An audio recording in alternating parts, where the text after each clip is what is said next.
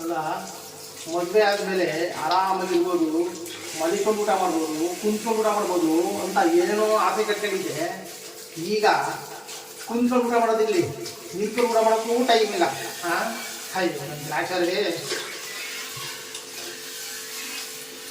ಇದು ಯಾರು ಬರೆದ ಕಥೆಯು, ನನಗಾಗಿ ಬಂದ ಬೇಕೆಯೋ.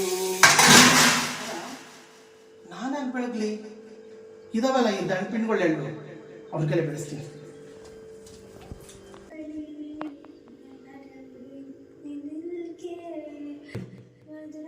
ಆಹಾ, ಏನಮ್ಮ ನೀನು.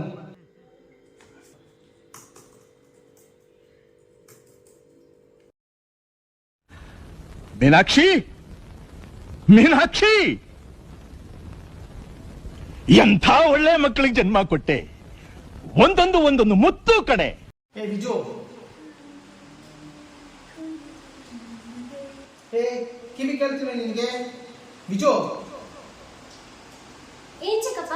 ನೀನು 24 ಗಂಟೆ ಮೊಬೈಲ್ ಹಾಕೊಂಡು ಕೂತ್ಕೋ. ನಿಮ್ಮ ಅಣ್ಣ ಲ್ಯಾಪ್ಟಾಪ್ ಹಾಕೊಂಡು ಕೂತ್ಕೊಳ್ಳಿ. ಸಾಗರ್, ನಿನ್ಗಾದ್ರೂ ಬುದ್ಧಿ ಬೇಡನೋ?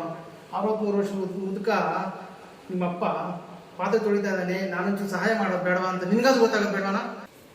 ನಾನೇ ಸುಮ್ಮನೆ ಕೂತಿಲ್ಲ, ಆಫೀಸ್ ವರ್ಕ್ ಮಾಡ್ತಿಲ್ವ ಇಲ್ಲಿ. ಅವ್ಳು ಸುಮ್ಮನೆ ಫ್ರೀ ಆಗಿದ್ದಾಳೆ, ಅವಳಿಗೆ ಹೇಳ್ರಿ. ಅಲ್ಲ ವಿಜು, ನಿನ್ಗಾದ್ರೂ ಅಪ್ಪನ ಮೇಲೆ ಕನಿಕರ ಇದ್ದೇನೆ. ಹಾ, ನೀನು ಸ್ವಲ್ಪ ಬಂದು ಬೆಳ್ಕೊಟ್ರೆ ತಾನೆ, ಈಗ ಬೆಳೆದ್ರೆ ತಾನೆ ನಿನ್ ಮುಂದೆ ಅನುಕೂಲ ಆಗೋದು ಗಂಡು ಮನೆಗೆ ಹೋದಾಗ. ನಾನಕ್ಕಪ್ಪ ಬೆಳಗ್ಲಿ, ಮದ್ವೆ ಆದ್ಮೇಲೆ ಬರ್ತಾನಲ್ಲ ಗಂಡ, ನನ್ ಗಂಡ ಅವರೇ ಬೆಳಗ್ತಾನ್ ಬಿಡಿ. ಅದೇನಪ್ಪ, ನಮ್ಮಮ್ಮನ ಮದುವೆ ಆಗ್ಬಿಟ್ಟು ನೀವೀಗ ಪಾತ್ರೆ ತೊಳಿತಿದ್ದೀರಲ್ಲ ಹಂಗೆ. ಇದು ಬೇಕಿತ ಮಗನೇ, ವಾಪಸ್ಸು ಒಂದು ಶಿವನೇ.